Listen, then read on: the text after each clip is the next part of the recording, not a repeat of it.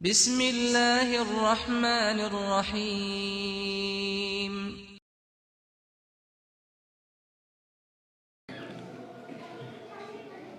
الحمد لله رب العالمين، نحمده ونستعينه ونستغفره ونعوذ بالله من شرور أنفسنا ومن سيئات أعمالنا. من يهده الله فلا مضل له ومن يضلل فلا هادي له. أشهد أن لا إله إلا الله وحده لا شريك له، وأشهد أن محمدا عبده ورسوله. اللهم صل وسلم وبارك على نبينا محمد وعلى آله وأصحابه ومن تبعهم بإحسان إلى يوم الدين. معاشر المسلمين، اتقوا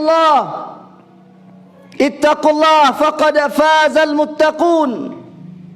اتقوا الله فإن أكرمكم عند الله أتقاكم. اتقوا الله فقد قال الله تعالى في القرآن الكريم: يا أيها الذين آمنوا اتقوا الله حق تقاته ولا تموتن إلا وأنتم مسلمون. وقال رسول الله صلى الله عليه وسلم حينما بعث أو أرسل معاذ إلى يمن فقال: اتقوا الله حيثما كنت. Ma'asyiral muslimin, bertakwalah kepada Allah dalam setiap kondisi dan keadaan yang kita hadapi. Terlebih sekarang musibah demi musibah datang silih berganti, dan Allah Subhanahu wa ta'ala telah memberikan resep kepada kita agar bisa keluar dari setiap permasalahan ini. Resep yang sudah dijalankan oleh orang-orang al-muttaqin qablana, orang-orang yang bertakwa sebelum kita. Siapa mereka? Para nabi dan para rasul. Allah katakan: wa may yattaqillah yaj'al lahu makhraja wa yarzuqhu min haitsu la yahtasib. Siapa yang bertakwa kepada Allah, maka Allah akan memberikan kepada dia jalan keluar dari setiap permasalahan yang dia hadapi, dan Allah akan memberikan rezeki kepada dia dari pintu yang tidak terduga. Imam Ali radhiyallahu taala anhu wa ardhah, beliau pernah menyampaikan satu ungkapan: la tarjuna abadan illa rabbah. Tidak boleh seorang hamba dia berharap kecuali dia hanya berharap kepada Allah. Wala takhafuna illa dzambah. Dan tidak ada yang mesti mereka takutkan mestinya selain daripada dosa, kesalahan dan kemaksiatan yang mereka lakukan kepada Allah. Allah katakan: wa ma asabakum min musibatin fabima kasabat aydikum. Apapun musibah cobaan yang menimpa kalian itu disebabkan oleh apa? Oleh dosa dan kemaksiatan yang kalian lakukan. Wa ya'fu an katsir. Allah sudah memaafkan kita. Ma'asyiral muslimin, seseorang setiap hari sudah dimaafkan oleh Allah Azza wa Jalla, tapi terus melakukan kemaksiatan dan dosa, maka ini musibah. Seseorang ketika dia diuji oleh Allah kemudian dia tidak kembali kepada Allah. Ma'asyiral muslimin, bertakwalah kepada Allah Subhanahu wa taala. Dan tiu Rasulullah sallallahu alaihi wasallam yang telah menunjukkan kepada kita jalan-jalan ketakwaan. Jalan ketakwaan yang sudah ditunjukkan oleh siapa? Oleh Rasulullah sallallahu alaihi wasallam. Masih ada orang yang tidak mau untuk mengambil jalan tersebut. Betapa banyak pengajian yang sudah diadakan di masjid-masjid, musalla-musalla, yang sekarang fasilitas untuk mengambil ketakwaan tersebut begitu banyak, begitu mudah, tapi masih banyak orang yang mengatakan tidak ada waktu untuk itu.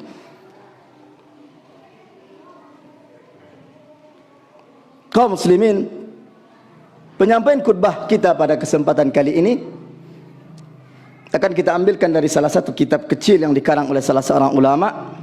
Beliau bernama Syekh Muhammad Ibrahim Al-Hamad rahimahullah. Judul buku beliau itu adalah Asbab Uququl Walidain. Asbab Uququl Walidain. Sebab-sebab anak itu dia durhaka kepada kedua orang tuanya. Walaupun di dalam buku ini dijelaskan sekitar 12 resep yang beliau tunjukkan kepada kita semua, tapi dari 12 resep tersebut hanya mengerucut kepada 3 perkara pokok, perkara dasar. Hanya 3 saja. Yang pertama kata beliau, seorang anak dia bisa durhaka kepada kedua orang tuanya. Dan ini adalah musibah yang besar yang menimpa seorang orang tua ketika dia menghabiskan energinya, waktunya, tenaganya untuk anaknya, tapi pada akhirnya anaknya menjadi anak yang durhaka kepada dia. Apa sebabnya? Pertama beliau mengatakan, atau kesimpulan dari 12 poin ini, sebab seseorang anak bisa durhaka kepada kedua orang tua adalah adamu ta'limihim bit-tauhid. Tidak mengajarkan kepada anak itu at-tauhid. Tidak mengajarkan kepada anak bagaimana mereka bisa kenal dengan Allah. Banyak orang ketika ditanya, kalau engkau memiliki anak, apa yang engkau inginkan dari anak ini? Dia akan mengatakan, aku ingin anakku menjadi anak saleh. Tapi terkadang cara yang mereka pakai bukanlah cara-cara yang saleh, tapi adalah cara-cara yang salah. Kita menginginkan anak saleh mesti dengan cara yang saleh. Bagaimana caranya? Adalah dengan mengenalkan anak dengan Al-Khaliq, siapa Allah. Kita sibuk menghabiskan waktu kita, tenaga kita, materi kita, dan segala sesuatu yang ada di dalam diri kita supaya anak kita bisa terkenal di dunia, supaya mereka bisa kenal dengan makhluk, kenal dengan si fulan, kenal dengan si alan. Tapi kita lupa mengenalkan mereka siapa Al-Khaliq. Kemudian kita berharap anak kita yang ini menjadi anak yang saleh, maka itu adalah mimpi.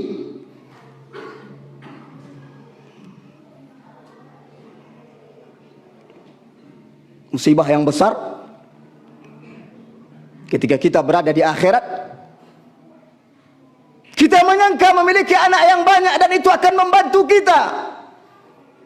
Tetapi ketika dihadapkan di hadapan Allah, tidak ada satupun dari anak tersebut yang bisa menolong kita dari neraka jahannam wal'iyadu billah.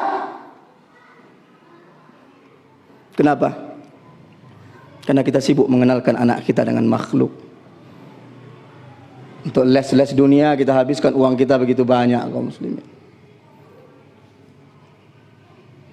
Mohon maaf, les matematika 5 juta 3 bulan, les fisika, les biologi. Tapi untuk menyerahkan anak kita ke masjid, yang di sana anak kita dididik dengan Al-Quran. Dan terkadang berapa banyak dari orang tua yang hanya sekedar membayar 150.000, dia mikir. Kemudian dia mengharapkan anak ini menjadi anak saleh. Tidak, kaum muslimin. Tidakkah kita ingin menjadi orang yang disampaikan oleh Rasulullah sallallahu alaihi wasallam dalam hadis yang diriwayatkan oleh Imam Ahmad dan Al-Imam Ibnu Majah, an Abi Hurairah radhiyallahu taala anhu, dari Abu Hurairah radhiyallahu taala anhu, Rasul sallallahu alaihi wasallam pernah menyampaikan, innallaha la yarfa'u darajatan lil 'abdi salih fil jannah. Sesungguhnya Allah akan mengangkatkan derajat hamba-hamba yang saleh di surga kelak. Yang mana ketika hamba ini diangkatkan oleh Allah Subhanahu wa taala, fayaqul, hamba ini terkejut, kemudian dia berkata kepada Allah, ya Rabbi, anna li hadhi, wahai Rabbku, wahai Tuanku, dari mana datangnya amal yang begitu banyak ini? Kenapa? Karena dia tahu Allah Subhanahu wa taala memberikan usia yang terbatas kepada dia. Dia tahu ketika dia hidup di dunia dia tidak bisa beramal sebagaimana amalan besar yang dia lihat di akhirat. Dia terkaget-kaget, kaum muslimin. Dari mana datangnya semua amal yang begitu besar ini ya Allah? Lalu apa kata Allah Subhanahu wa taala? Hadza bistighfari waladikala. Semua amal yang besar ini disebabkan karena istighfar, meminta ampun, doa-doa dari anakmu yang saleh kepadamu ketika engkau sudah terkubur di kedalaman 1,5 meter. Ketika kita hidup di dunia saja kaum muslimin, ada orang yang diam-diam mengirimkan kepada saldo kita jumlahnya yang begitu banyak, maka kita akan bahagia. Lalu bagaimana kalau sekiranya di akhirat kelak ketika kita meninggal, kemudian anak kita masih hidup dan dia menjadi anak-anak yang saleh, dia terus mendoakan kita meminta ampun kepada Allah, dan ternyata ampunan dan permintaan doa tersebut yang membuat kita diangkatkan derajat di hadapan Allah Subhanahu wa taala. Maka kalau anak-anak kita durhaka kaum muslimin, kitalah yang menyebabkan mereka durhaka. Kalau ada anak kita yang tidak kenal dengan kita ketika kita sudah meninggal, maka yang menyebabkan mereka tidak kenal dengan kita itu adalah kita. Terkadang kita salahkan sekolah, salahkan temannya, salahkan orang lain. Padahal Rasul sallallahu alaihi wasallam sudah menyampaikan dalam hadis yang diriwayatkan oleh Imam Bukhari dan Imam Muslim yang kita hafal. Apa kata Rasulullah? Kullu mauludin yuladu 'alal fitrah. Setiap anak dia terlahir dalam kondisi Islam. Fa'abawahu, maka kedua orang tualah yang merubah dia. Yuhawidanihi au yunasiranihi au yumajjisanihi. Kedua orang tuanya lah yang menjadikan dia Yahudi atau berpikiran Yahudi. Au yunasiranihi, atau menjadi Nasrani atau berpikiran Nasrani, au yumajjisanihi, atau menjadi orang Majusi atau berpikiran Majusi. Bahkan Rasulullah sallallahu alaihi wasallam mengakhiri hadis ini dengan perkataan yang agak keras. Apa kata beliau? Kamithlil bahimati tuntijul bahimah. Seperti binatang ternak yang hanya akan melahirkan binatang ternak. Sapi hanya akan melahirkan anak sapi. Hal tara fihi jada'a. Apakah ada kita lihat ketika sapi itu melahirkan anaknya kemudian tidak punya telinga kaum muslimin? Jarang. Apakah ada pernah kita lihat sapi melahirkan anak kambing? Tidak. Jadi anak itu adalah gambaran dari orang tua. Maka yang pertama, kalau kita menginginkan anak kita menjadi anak saleh, cara saleh yang harus kita tempuh kaum muslimin yang dimuliakan oleh Allah Subhanahu wa taala adalah dengan mengenalkan anak kepada Allah Subhanahu wa taala. Ajak mereka kajian. Ajak mereka bagaimana bisa dekat dengan Allah Subhanahu wa taala. Kita bangga anak kita misalkan dokter. Kita tanya, pandainya ngaji, pandai Ustaz. Bangga kita anak kita insinyur, Pak. Bangga kita memiliki anak-anak yang kaya, bahkan mereka terkenal di dunia sekalipun. Tapi ternyata ketika meninggal kelak yang menyolatkan kita bukan anak kita. Siapa? Imam masjid.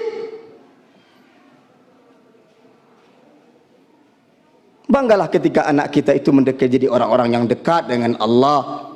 Terutama di zaman sekarang fitnah yang begitu besar.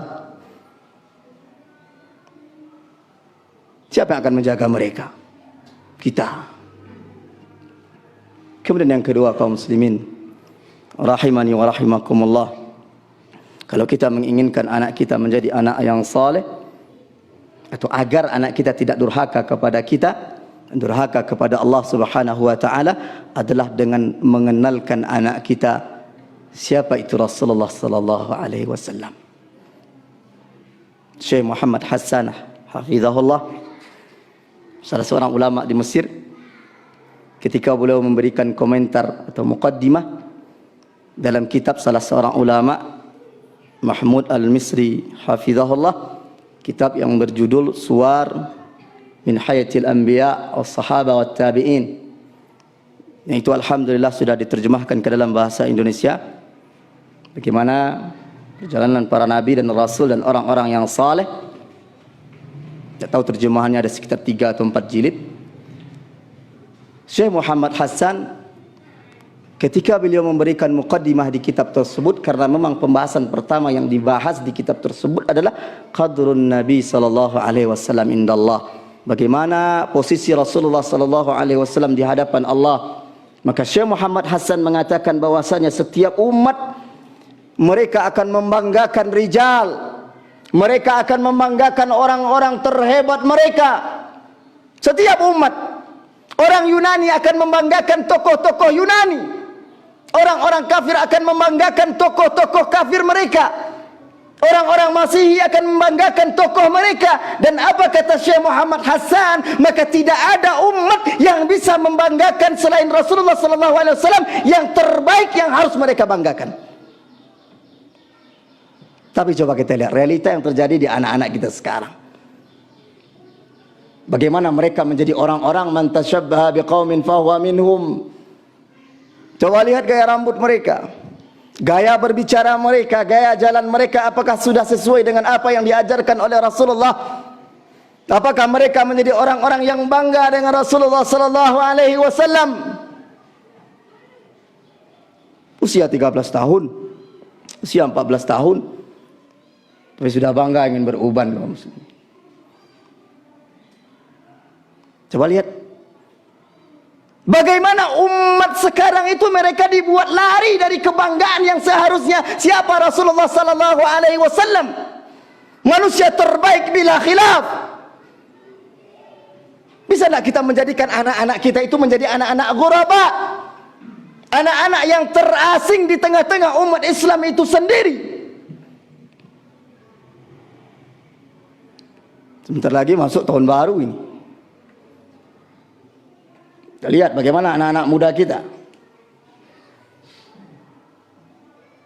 Mereka ikut merayakan tahun baru misalkan. Apa yang akan kita inginkan dari umat yang seperti ini? Maka wajar kalau sekarang umat Islam itu menjadi umat yang lemah, menjadi umat yang rendah. Misalkan yang membuat rendah itu adalah umat Islam itu sendiri.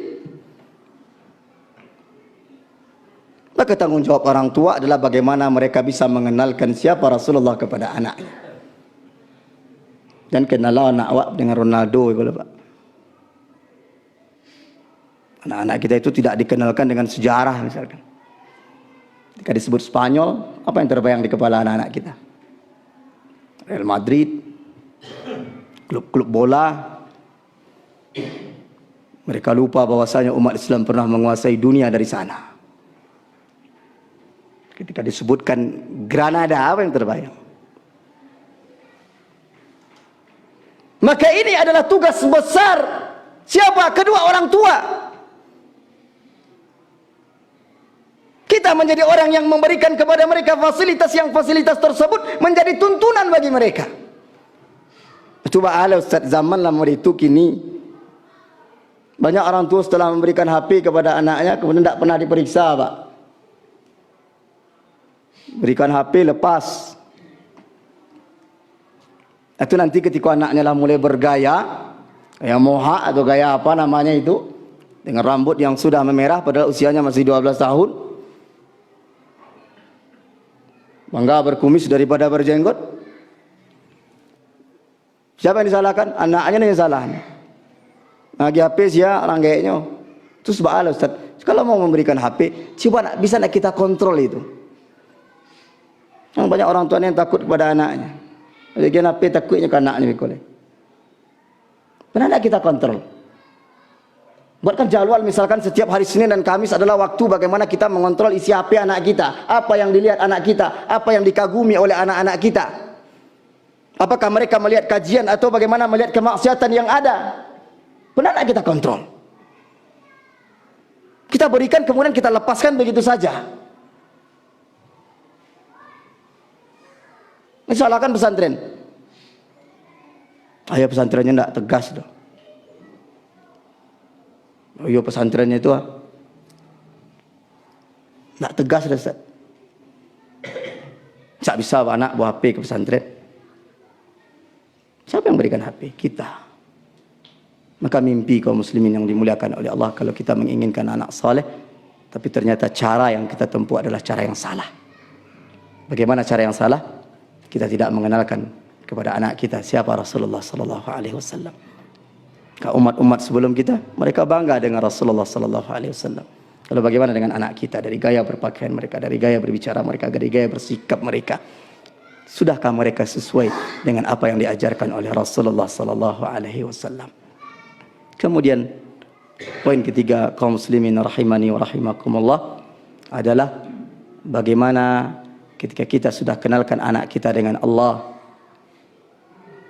ketika kita sudah kenalkan anak kita siapa Rasulullah sallallahu alaihi wasallam, maka poin ketiga supaya anak kita tidak durhaka kepada kita adalah dengan mengenalkan kepada mereka Al-Qur'an. Al-Qur'an. Al-Qur'an. Karena salah satu cara yang sudah sukses dilakukan oleh orang-orang kafir sekarang ini adalah bagaimana menjauhkan anak-anak kita dari Quran, dari Al-Quran Al-Karim. Dan ini diakui oleh siapa? Oleh orang orientalis. Muhammad Subhi, salah seorang fannan, beliau pernah menyampaikan, walaupun ungkapan ini pernah diungkapkan atau diambil dari siapa? Dari orientalis. Beliau menyampaikan, "Lau aradta an tahdima hadhihi al-hadarah." Kalau engkau ingin menghancurkan sebuah peradaban, apapun bentuk peradaban itu, fa'alaika bi thalathati asya'. Maka ada 3 hal yang harus engkau lakukan kalau ingin menghancurkan peradaban, apapun bentuk peradabannya. Yang pertama kata beliau, hadmul usrah. Hancurkan tatanan yang paling dasar dari peradaban itu apa? Keluarga. Buat mereka keluarga yang tidak bangga dengan Islam. Buat mereka keluarga yang tidak lagi dekat dengan Al-Quran. Hancurkan tatanan yang paling dasar, keluarga terlebih dahulu. Karena tidaklah sebuah peradaban kecuali dibangun di atas keluarga, baru ada peradaban. Kemudian yang kedua, kata beliau, adalah hadmut ta'lim. Hancurkan pendidikan. Buat di pendidikan atau di sebuah negara tersebut, pendidikan Qur'annya hanya mengandalkan waktu-waktu sisa. Bila waktu sisanya sejam sebelum subuh, sejam sudah maghrib ke isya. Buat Al-Quran ini tidak menjadi lagi materi kurikulum yang pertama dan yang paling dasar. Baik bahasa Inggris 8 jam seminggu, matematik 8 jam seminggu, Quran waktu-waktu sisa.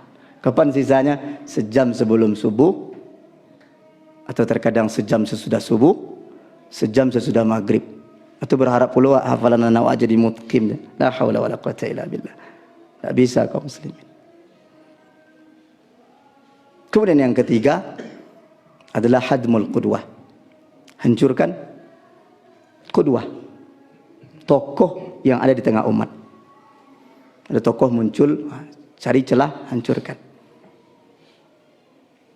Siapapun tokohnya yang dijadikan panutan oleh umat, hancurkan. Ada ulama bersalah, tidak bersalah, tangkap. Dan ini yang dilakukan. Dan terkadang berapa banyak mulut-mulut kita kaum muslimin yang mengaku mengucapkan la ilaha illallah Muhammadur Rasulullah, mereka bahkan ikut menuduh para ulama ini. Mereka menjadi kaki-kaki tangan orang-orang orientalis untuk menghancurkan Islam. Belum ada pernyataan sudah dikatakan, oh ya ulama itu ialah tergabung dalam ISIS dan teroris itu. Di pemerintah saja belum terbukti kaum muslimin.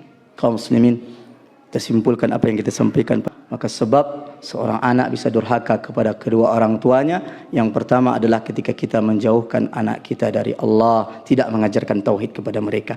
Kemudian yang kedua, kita menjauhkan anak kita tentang Rasulullah sallallahu alaihi wasallam, kita tidak lagi menjadikan Rasulullah itu sebagai qudwah hasanah, contoh terbaik. Kemudian yang ketiga, kita jauhkan anak kita dari mana? Dari Al-Quranul Karim. Kita tidak lagi bangga menjadi anak-anak, atau menjadikan anak-anak kita menjadi orang-orang yang dekat dengan Al-Quran. Kita menjadikan Al-Quran itu dibaca, dipelajari, dihafal di waktu-waktu sisa. Maka kalau ini kita lakukan, terbuktilah apa yang disampaikan oleh orientalis, bahwasanya kalau ingin menghancurkan sebuah peradaban, yang pertama tatanan yang paling dasar dari peradaban itu keluarga, yang kedua hancurkan pendidikan, kemudian yang ketiga hancurkan tokoh atau tokoh panutan yang dijadikan sebagai panutan oleh umat. Buat kita tidak percaya lagi kepada mereka. Syukran ya Rabbi, syukran, hadaita qalbi, syukran.